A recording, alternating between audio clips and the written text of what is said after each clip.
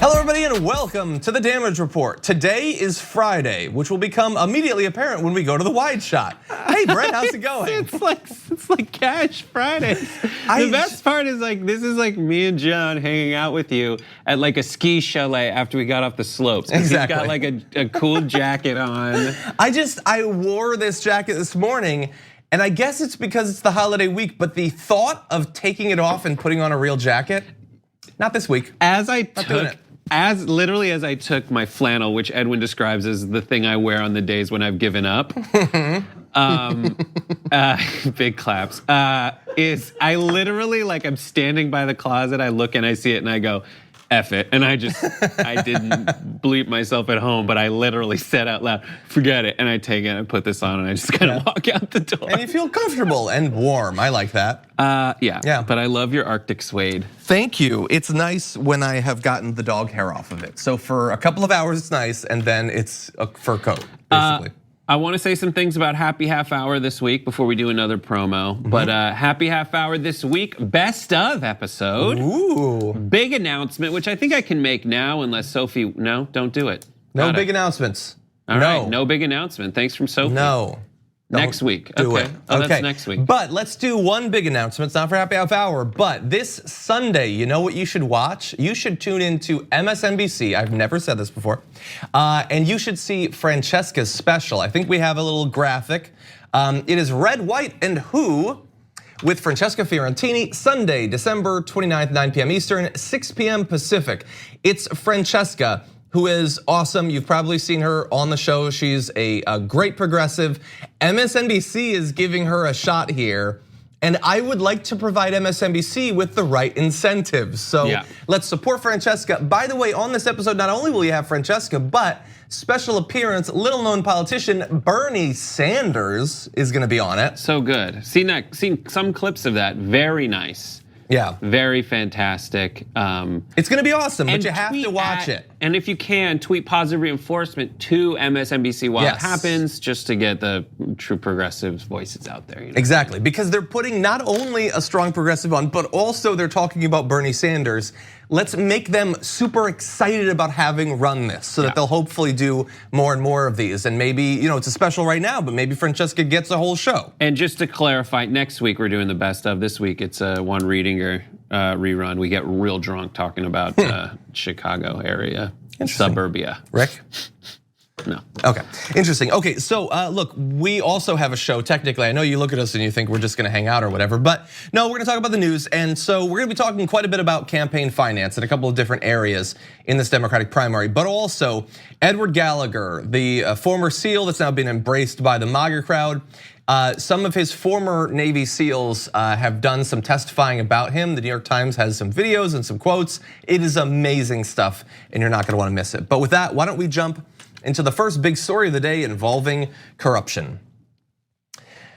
So there's this group Crew, and they are looking for ethics violations in Washington. They've done some great reporting in the past. We've got a good instance of it here. They happen to notice something interesting with hotel prices in the DC area just a couple of weeks ago at a particular hotel. On November 7th, they flagged a massive spike in the cost of a room for December 14th. So looking ahead, they noticed that it was going to be very expensive. So all of the less expensive rooms were sold out, only the suites were available. And the price was, let's just say it was jacked up a little bit, as you'll notice on this chart. Yeah, that's higher. So for those of you listening to the podcast version, it looks like a middle finger. Like it's flipping. Every other data point on this chart is very low, except for one that I would say is roughly like 15 times higher. I think it's 13 times. 13 times higher. Normally prices at this particular hotel, I believe it's Trump Hotel, about $500, now over $6,700. And so that's interesting. So the minimum cost was 13 times the average, and Crew couldn't initially identify a reason for the spike until photos later surfaced of the Trump Victory Committee's winter retreat at Trump's hotel on that same night, which appears to have sold out much of the venue. While the least expensive rooms for one night stay were about 500, like we said, 6,700 right there. And so here is what is interesting about this. So you have this hotel, which apparently is generally pretty vacant on most days. Today, or that day I should say, Trump has a big event there. And so lucky donors who managed to snag a room were invited to the White House's holiday open house, meaning that the cost of a room at Trump's DC hotel and donations towards his reelection included exclusive political access for the buyer to Trump, to Pence, Interior Secretary David Bernhardt, and there were others as well. And so what this effectively means is people go to the hotel, they donate to Trump's reelection. But in going there and in paying massively jacked up prices, like Trump knew that this was the day his big event was gonna be there and they'd want to go. So he elevated the prices by 13 times. That money doesn't go to his reelection, that just goes to him. And all of these people that want access to Donald Trump are now paying thousands and thousands of dollars straight to Trump and his family. Right, and that's the thing is, some people would hear that and respond, well, that means he's a good businessman. Wouldn't you do the same thing? It's like, yeah, if I was just a businessman, but he's also the president of the United States. And morally and ethically, it is incumbent upon him to avoid the appearance of impropriety. And like, there's so many things that Trump has done that other presidents have not done. And the reason they haven't done it is because it would be wrong to do it. Stuff like this. Every other president has divested himself from the very things that could make him money off of his office. That is corruption. It's something that benefits him personally because he has an office that should benefit the people that elected him. That is corruption. That is what he's doing. And he is, as this chart shows, giving you the middle finger. Exactly. And look, every president makes money to a greater or lesser extent. I mean, I don't think Carter's like raking it in or whatever. And again, peanut farm. No, he's raking. He's raking. He's like literally raking people's yards. He's literally raking and building houses. Exactly. But like, let's say Obama. So far as I know, Obama never did anything like this while he was in office, but he's certainly making money afterward. And I think a case could be made that that's still. It's not quite right, because the thing is, he's not president anymore. He doesn't have direct executive power, but you can't say he doesn't have any power. But it is obviously different than Trump, who is in office right now, is giving preferential treatment to certain corporations and certain individuals. So that's how I would look at it. It's like, dude, just wait 8 years. Just wait 8 years and you'll get such a bump in everything. All the fakeness that you made money off of, all of that just like selling your name to put on walls, like you got it, you made it. Big check mark, you're the president of the United States, and you will make an exponentially higher amount of money after you're out of office if you play your cards right. But he doesn't play his cards right. He can't help but cheat at cards. That's what this is, and it's very frustrating. Yeah, and look, Crew has identified other days that there's this same sort of thing happened on the 4th of July and a Senate Republican retreat in November, but this is by far the greatest. And so great work by Crew. They have more details on their website. You can see the authors there on the graphics if you want to go look at the full write-up about this. But yeah, it's just insane, and any reasonable person should think, well, how could it possibly influence you, that money? It would be the same thing. Honestly, if someone were to give me a couple of pennies, that's probably a bigger percentage of my net worth. No, John throws pennies in the trash. It's a very big point of contention here. He'll take 2 cents and he thinks it, he doesn't even explain it right, but he just throws it in the trash. He's like, I don't need pennies. I just outed you, dude. I'm not the bad guy though. I feel like Trump is the bad guy. Trump's the bad guy. I just think you should have said something that's actually true to your audience. Okay. Listen, to get back to the point, like they're giving him they're giving him something that like it's a $6,700 a night.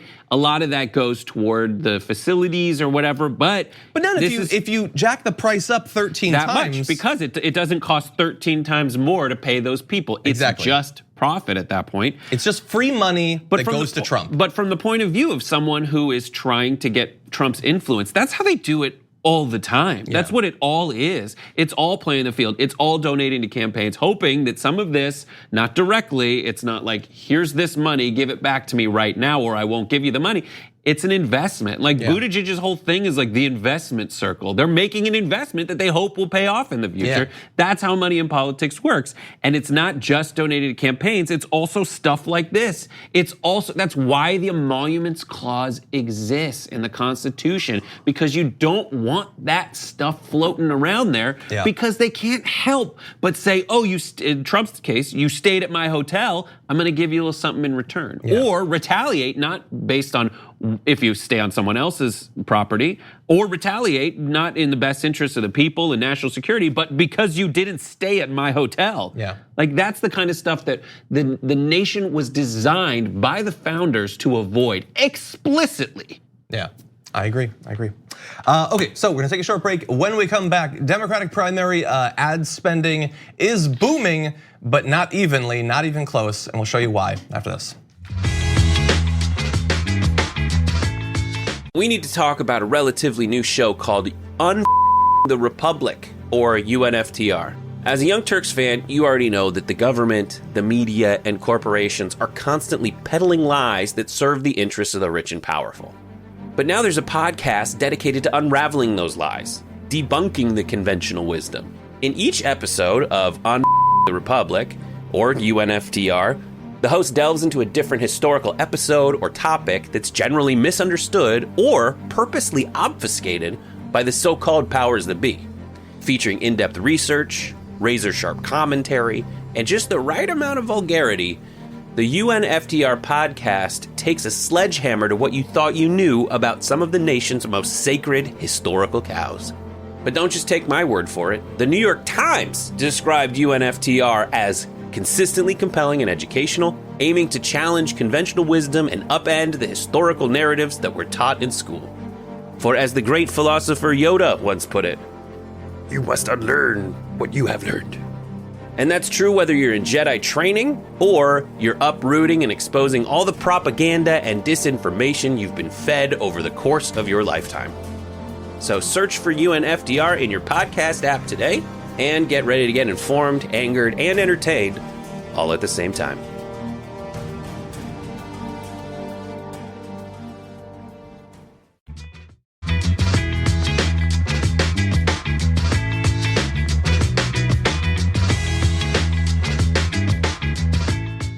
As we get closer to Iowa and New Hampshire, ad spending in this Democratic primary is finally starting to really pick up. But if you've been seeing these ads, whether on TV or digitally, you're getting anything but a representative idea of who's actually running in this primary. And that is because two people are far outspending all the rest combined.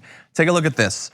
Together, Tom Steyer and Mike Bloomberg have poured nearly $200 million into television and digital advertising alone, with the former New York mayor spending an unprecedented $120 million in just 3 weeks since he joined the presidential race.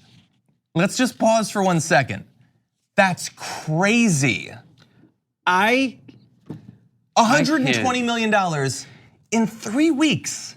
I can't even wrap my mind around it. Like I'll see a movie makes that much in a weekend and it's huge. Because it's so many people. But I think of a giant crew, and then when they say all the CGI, I'm like, oh good, these people are getting paid some, blah, blah, blah.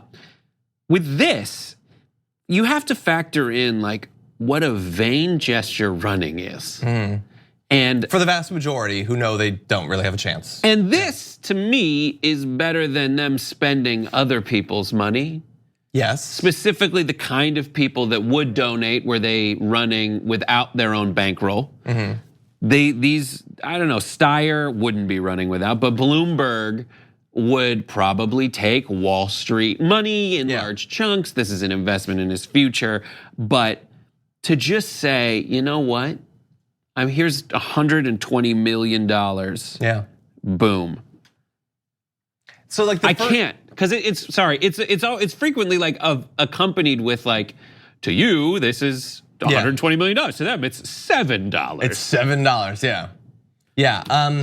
So the analogy that like pops, I think, into most people's heads is that they've effectively set $120 million on fire. Yeah. But what I was thinking was, if you actually had $120 million in singles, in 3 weeks, you couldn't burn all of it. It would be too much money to burn all of it. Yes. Like even if you had the gasoline, it's so much money. And to put it in perspective, it's more than double the combined ad spending of all of the other candidates combined over all of this year. Basically, 3 weeks is more than all the other candidates. People who actually have supporters have been spending month after month after month after month. Yes, raising it, which is a very, we can all agree, annoying part of politics. Not just for people watching it and thinking, oh my God, this is other people's money you're spending, or your own money you're lighting on fire. That's one aspect of it. But like that isn't even. If you ask the politicians what the most annoying part is of being in politics, they'll tell you having to raise money. It's most of my time. Yeah. I have to be on the phone. I have to go to the wine cave. I have to eat dinner at the wine cave and rinse and repeat over and over again until I can maybe have what amounts to 1/10 of the money that will eventually be spent compared to these billionaires. Yeah. That's one aspect of it. The most like crystallized version of the insanity for me was Steyer making the debate stage. Because in order for Steyer to make the debate stage, he had to do two things. I don't know what the exact numbers were, but I think it was get to like 2% in 4 polls and raise money from what it was 100,000 people said. It was probably 60, but it had to be at least 100,000 people. In order to satisfy those two things, he had to spend millions and millions more dollars. So when you think of like your return on an investment to stand on a stage, literally just to stand on the stage, the guy he turned $16 million into $100,000. Yeah. It's like alchemy where you turn gold into lead. Yeah, exactly. You go backwards. It's magical, really. That is the insanity that is our political system. Yeah, and Bloomberg isn't even trying. He knows that he's not going to get the donation, so he's not even trying to get on the stage. I'm going to talk briefly about what they could have spent the money on, but first, let's see how it is working for them. So first of all, in comparison to Bloomberg, Steyer has spent about 83 million so far. That's small change compared to Bloomberg. The next highest spender on ads is Buttigieg at $19 million. So he has spent quite a bit of money as well, but not nearly as much as these others. So Steyer, he has a 60-person team in South Carolina. That is significant, the largest of his 4 state operations. He's now in 5th there, 1 percentage point behind Buttigieg. But at least for Steyer, like he's running on policies that are hypothetically popular, and he's been on the debate stage a couple of times. So it's at least reasonable that he'd be doing well in a state, I guess. I would say, well, no. The other frustrating thing is that it works. It's less frustrating. It's a little bit less artificial and frustrating. Right, but that is a little bit less compared to the giant frustration that is this works. These two guys, if you watched football any weekend, you were bombarded by television ads from Bloomberg and then to a lesser extent Steyer, just telling you this, Steyer before that, impeach. So he was investing money in getting to know you, probably knowing he would eventually run for president way back then. So in the grand scheme, he spent way more than this. And the frustrating thing is he had to hit those thresholds in polls. So if you just bombard the airways with ads, it will get you to a qualifying level. A couple of points. That is crazy. It is crazy. Now, so he has a strategy where he's putting a bunch of money in the first 4 states, and so far it doesn't look like an amazing strategy because he's in 5th in South Carolina. Okay, that's cool. That's it. But Bloomberg has a different strategy. He's spending far more money. He's spending in all 50 states, but is especially targeting big, delegate-rich Super Tuesday states. He spent more than $13 million on advertising in California alone, which remember, Buttigieg was 3rd in spending with $19 million. Bloomberg has spent almost as much as the 3rd place person in just California, which offers 416 delegates. He's also spent more than $13 million each in Texas and Florida. And these are effectively, with Super Tuesday and a week from Super Tuesday together, a very big part of the delegates that you would like to have. Now, we don't have enough polls to say whether that's working, and my gut says that it probably isn't. But in theory, this could be a way to not have to go on the debate stage. He doesn't have to perform well in the first 4 states. But if he's dumping tens of millions of dollars in these states, and other people aren't even advertising there yet, it's not impossible that it could work. It is impossible. It could work. It's mostly It won't impossible. work. I don't think it's going to Mark work. my words, it won't work. Okay. And then, but I do want to take a minute to just be like, I kind of like Steyer. Yeah, I like him a lot more than Bloomberg. To have him on the stage. Like when there was a time when there was 700 people on the stage, I was like, all right. It's too much. So a lot of you aren't adding literally anything, but it is, at least he's not, and he's taking time to talk to TYT when he's in the spin rooms and everything. That's true. And what he's saying is like, yeah, the system has effed you for years and I want to fix it. And that's a really refreshing thing to say. Whether he should be president or not, very different conversation. But at the very least, I thought I was gonna hate Steyer, and I don't hate Steyer. Not nearly as much. He's not a Bloomberg, he's not a Schultz. Okay, he's a little bit different than them. Okay, so we're gonna take a short break. When we come back, that trick that Brett was talking about that Steyer had to pull, we've got a sort of version of that with Pete Buttigieg, which we'll reveal after this.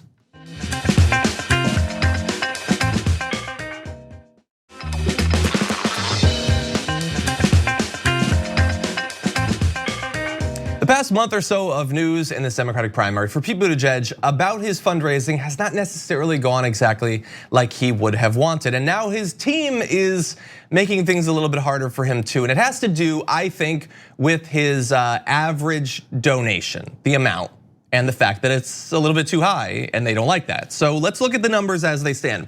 Through 3 quarters of fundraising, that's the majority of 2019, his average donation was around $40. Significantly higher than the $18 and $27 averages of Bernie Sanders and Elizabeth Warren. Not the highest we've ever seen, but significantly higher. It's more than twice as much as Bernie Sanders. And so we can't say for sure that this is the goal, but Brett is gonna comment.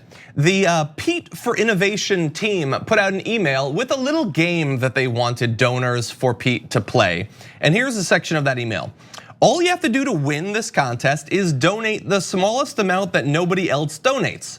In other words, suppose you donate $1. If someone else playing also donated exactly $1, you both lose. We'll see if only one player donated $1.01, and so on until we found an amount donated exactly once, and that's our winner. That's it. Those are the rules. Only donations that are part of this contest count. From this email, and let's be real, we might send you a reminder or two, but that's it. Hey, multiple donations are allowed and encouraged, wink, wink. Just be creative, pick a unique donation amount, and you could win. So the belief that a lot of people have is that this is sort of an artificial way to get people who are already donating to artificially send in low donations, and with the power of mathematics, the average donation will then go down. But it's a part of a game, you see. I would like to say that in the early days of Pete Buttigieg, I was assigned to watch his town hall and live stream it.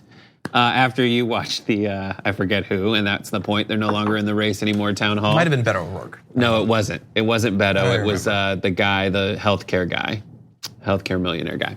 Bullock? No, see, Bennett. Exactly, Bennett. It was Michael Bennett, that's what you had to do. Anyways, nice guy. But I watched the Buttigieg one and I liked him. And I found out back then that he did write like a high school essay he won an award for about Bernie Sanders. And I was like, okay, this guy's cool. And that was back when he's like Medicare for all that stuff. I have grown to have such a distaste for Pete Buttigieg because of stuff like this. Because explicitly of stuff like this. The idea that he wants to put out this aura of like, I'm just a man of the people. I am one of those like trying to make it. I'm a progressive just like you. But everything is so fake. He tries to say, back in the day, he said, I want to get money out of the treasurer's race. We found that video, and he said, I think money in politics corrupts. And he doesn't want banks coming in and donating and trying to buy the election. Doesn't want all that stuff. He knows it, but he knows that he can't win with that message because of all these half steps he's taken in the meantime. Well, look, so maybe this is a weird thing to even say. We don't know for sure that he couldn't have won without it if a few other things were different. Yeah. If he actually was a Bernie Sanders loving, Medicare for all supporting, super young mayor who plays the piano and speaks Norwegian or whatever, if he had entered the race and gotten the huge amount of media that he got and was a strong progressive, Who knows? I don't think that he would have won, but it's not impossible. It's he apparently made the calculation, or maybe it's an accurate reflection of his values, we don't know, that he doesn't actually support those things. No. And he needs to raise money from people who definitely don't support those things. And you see it, man. You see it on the debate stage when someone confronts him, and he wants to have, the thing about Buttigieg is he has this rehearsed like cadence. Everything I'm saying, I'm trying to say from the heart. And he really wants to get to that thing where he can recite his memorized messaging, right? However, if someone challenges him in the right way, you'll see him about to explode at the seams as he tries to pivot to that memorized thing. And this is that weird, fake, memorized thing he's trying to get to, which is I want to be able to say my average donation is smaller than other people's donations.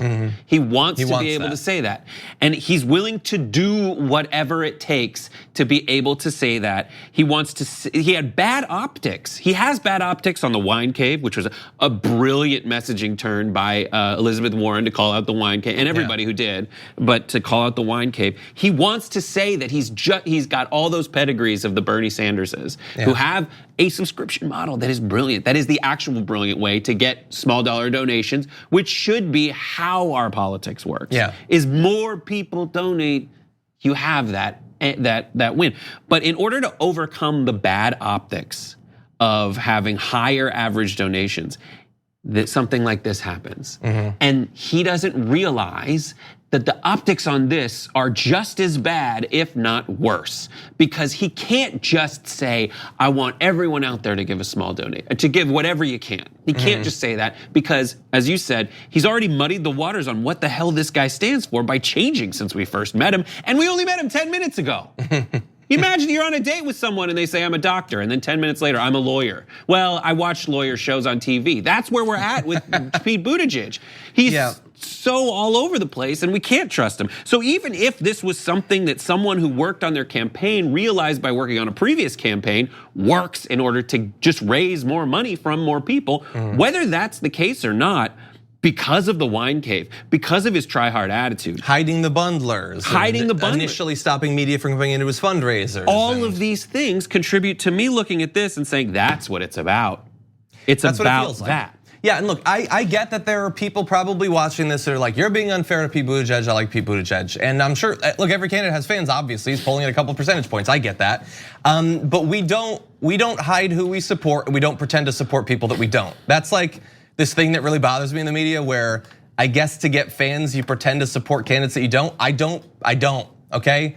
I'm not pretending to like Klobuchar, Gabbard, or him either. I don't. He does skeeve me out, and like you said, I see the way he delivers lines on the stage, the way he responds to criticism, the way he attacks. It reads as very artificial politician to me, and we watch a lot of debates. And yes, we acknowledge that we're biased. I don't know if you've officially endorsed someone. I have officially endorsed Bernie Sanders, so I get that I'm biased. But this is, like, if you are going to be super sketchy about one topic, don't have it be your fundraising and who you're making promises to and who is raising money for you, because that trickles out to literally everything else. And he has had one bad news story after another. Some are missteps from his team, but some are his issues. He has brought this on himself. Yeah. The only reason I can see to support Pete Buttigieg is if you're a socially, and I don't necessarily like everyone who says these things, but if you're a socially progressive person who wants a younger candidate, and you think that a quick change to Medicare for all will ruin the economy. Like that's it. You have to genuinely believe that. Like I've talked to doctors who like Pete Buttigieg, and those doctors say, yeah, I can't Medicare for all because I don't like the reimbursement rates. There's the reason I got it. I don't think looking at their interpretation of the medical system that it is a good idea. Like you have to not like Medicare for all if you like Pete Buttigieg. Yeah. That's the only earnest people I've seen. But even those people don't know much about him. I bring up did you know that that there are very few like people of color who support Pete Buttigieg, and maybe it's tied, like here, read some of our reporting on him. Yeah.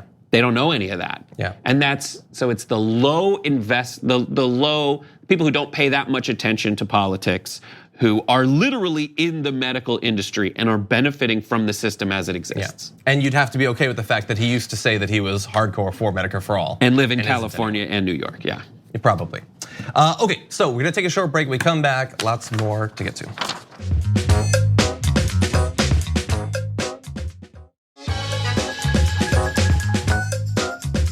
Did he say anything when he did this, or did he just literally pull out a knife and just start stabbing him? He just pulled out a knife and started stabbing him.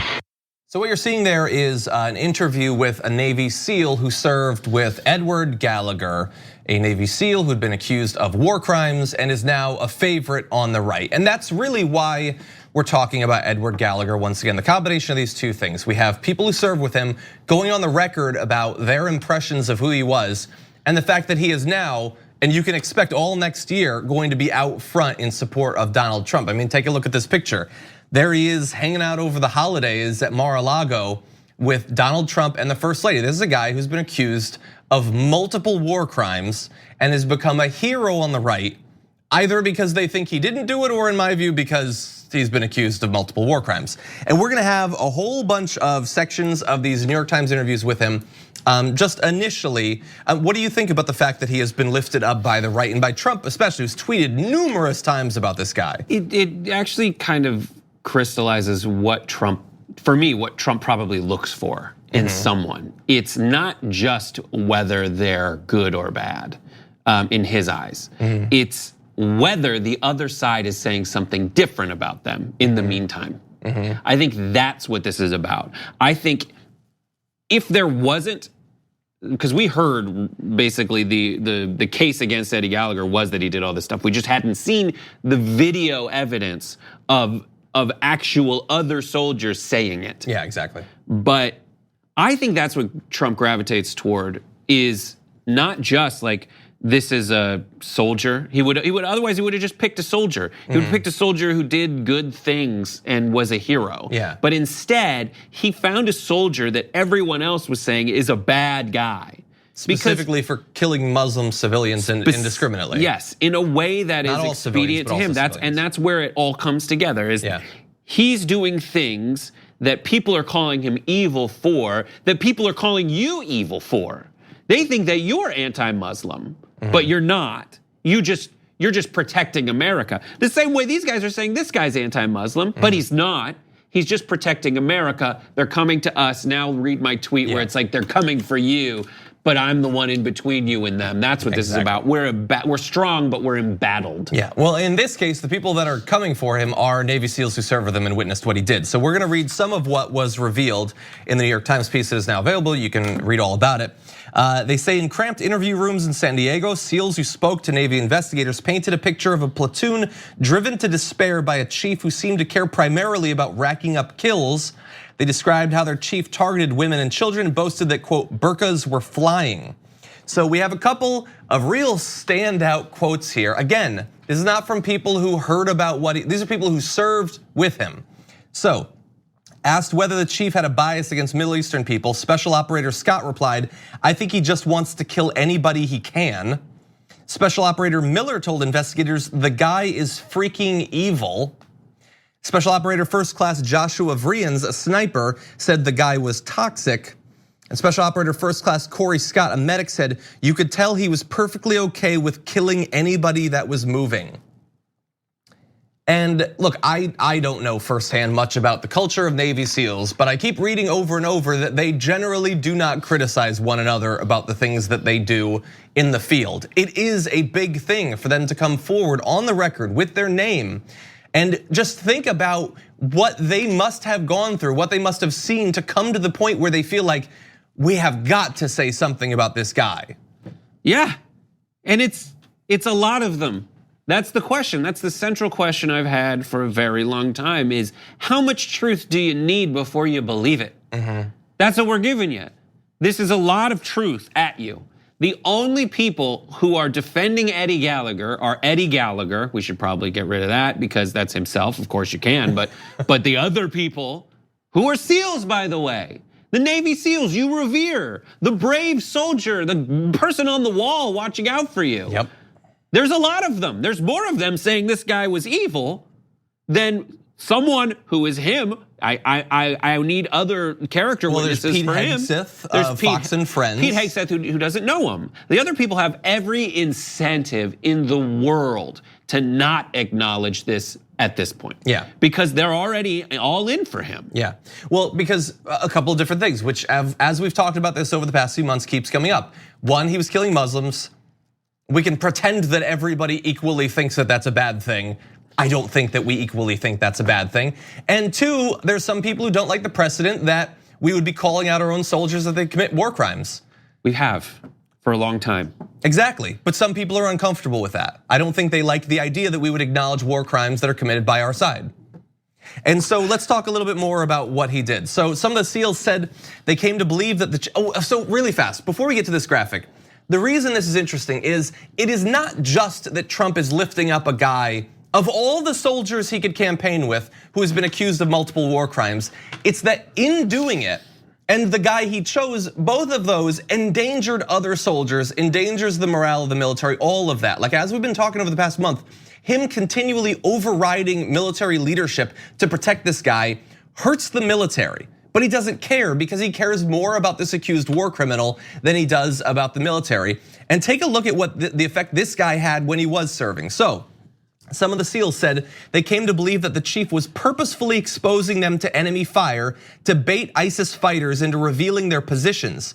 They said the chief thought that casualties in the platoon would increase his chances for a Silver Star. Now you can say that they're wrong. Sure, they could be wrong, I don't know, I wasn't there.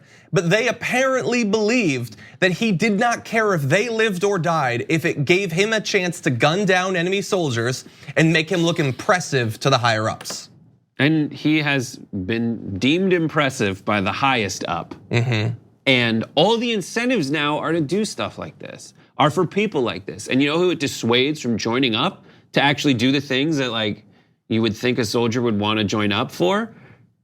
It dissuades all the ones who are doing it for the right reasons, and incentivizes all the people who'd be doing it for the wrong reasons. Yeah, and that's the people inside of the US. Now think about people in Iraq and Afghanistan and Syria and Yemen and all of these different places. Think about what they will think when they see that the president of the United States has chosen to invite to his Christmas party and share eggnog with, and soon he'll be campaigning with him. He chose, of all the soldiers, a guy who gleefully captured ISIS fighters. What message does that send to potential allies abroad, to potential enemies abroad? That if someone is believed to have killed civilians, this guy is accused of gunning down purposefully an old man, a teenage girl, firing wildly into civilian areas just for fun to see what would happen. That this is the guy that Trump lifts up. What message does that send to everyone in these areas of the world that we insist that we're gonna continue to be involved with? And I guarantee you, along the way, he said central casting. He just looks like a cartoon of a soldier you believe in, and he looks great in his uniform. His wife's a knockout, like that kind of stuff. Like he says stuff like that, and we're gonna have them with us. Make sure he wears all the ribbons he gets, and can we put more on him? Yeah, and by the way, like the things he's accused of doing, like again, the pro-life people, they're not gonna care, they're gonna love it. That could be Congressman Gallagher in a couple of years. You don't think that they would do that? You don't think that he could be put into a position of leadership in the military by Trump, that he wouldn't just lift him up and make him Secretary of Defense? What does he care? He doesn't respect any of these offices. War criminal, whatever, he looks the part, put him in there. And in the coverage, but Trump insists that all these allegations are false. Exactly, and so let's go to Edward Gallagher, who said this through his lawyer. My first reaction to seeing the videos was a surprise and disgust that they would make up blatant lies about me, but I quickly realized that they were scared that the truth would come out of how cowardly they acted on deployment. So understand, you can say what this thing they say was a lie, this thing's a lie. We have the photo of him posing in front of the dead ISIS fighter that he killed with a knife. So he's pretending that this is all made up, blatant lies, and that they're being cowardly. There was a guy who was being treated by a medic, was knocked out. He takes out his knife and goes up and stabs the guy to death. But everyone else are cowards. And by the way, do you know that knife? I learned something about this story today. So when he was retired, he posted on Instagram about this new hatchet he got from a guy who makes knives and other sorts of weapons. So that guy had made a knife for him in the past. It was the knife he brought to war and used to kill this guy. Before going there, he had posted that he wanted to put it into someone's skull. That's the sort of sociopath that we're supposed to believe all of these other SEALs, they're just making up gossip and lies about him. A guy who bragged that he wanted to murder someone with this knife, and he found an opportunity, not in combat, not in the thick of it, but there was a person who was knocked out being treated by a medic and he decided to execute him with his knife. It's messed up. It's sick. It's sick. In the last few years, a lot of bad stuff has happened. It's difficult for something to really stand out, but Trump and 32% of this country embracing a guy, not despite him being accused of war crimes, but specifically because he was accused of war crimes, that stands out as particularly disgusting. Okay, we're gonna take a short break. We come back, a little bit more to close out the show.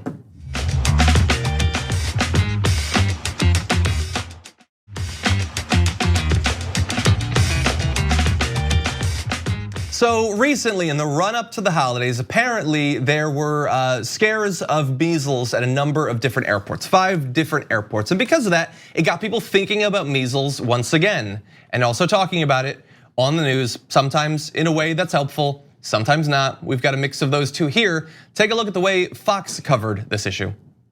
A little bit nervous about that now, so we might do some sanitation when we get home.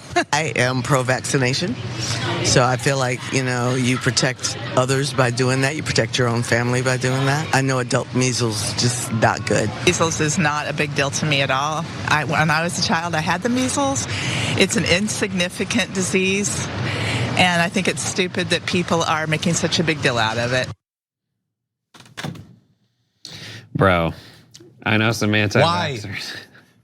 Why would you do that? Yes, you could stick a mic in someone's face and some of them will be reasonable and some of them will be crazy. You can do that, about literally anything. You don't have to put it on your show without adding some context perhaps, which we're gonna have. And I have gone out of my way to get Fox News being right on this issue. Go for it. But okay, so let's do it. So you know why this is a bad thing, okay? Measles? Is it because it's a very preventable disease? That too. We fixed it. So it's like the rabies fun run in the office. It's like, no, we can fix it now. Just do that.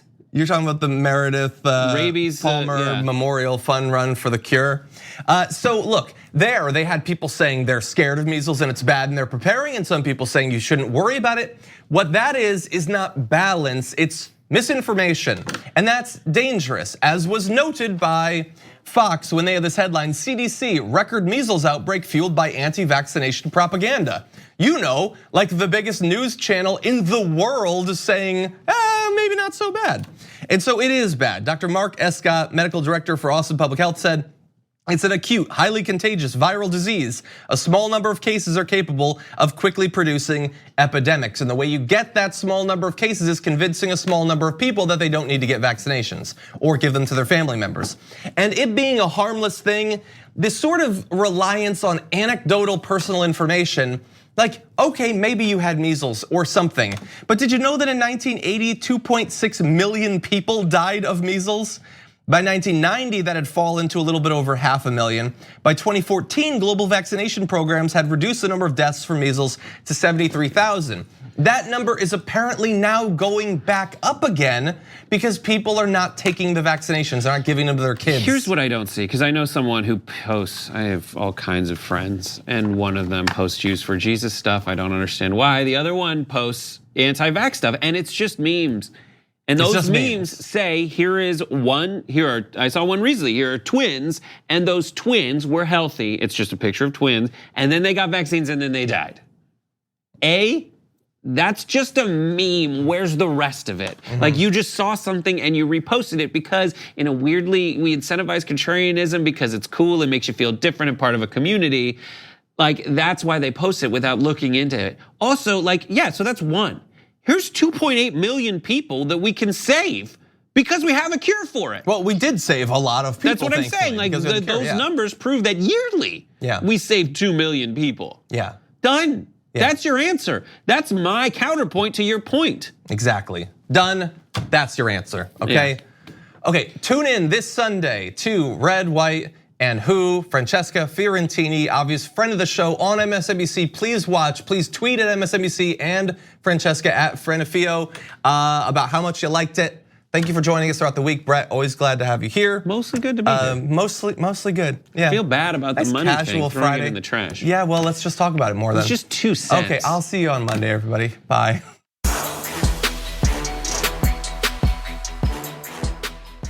Thanks for listening to the full episode of The Damage Report. Support our work, listen ad-free, access members-only bonus content, and more by subscribing to Apple Podcasts at apple.co/TYT. I'm your host, John Adarola. I'll see you soon.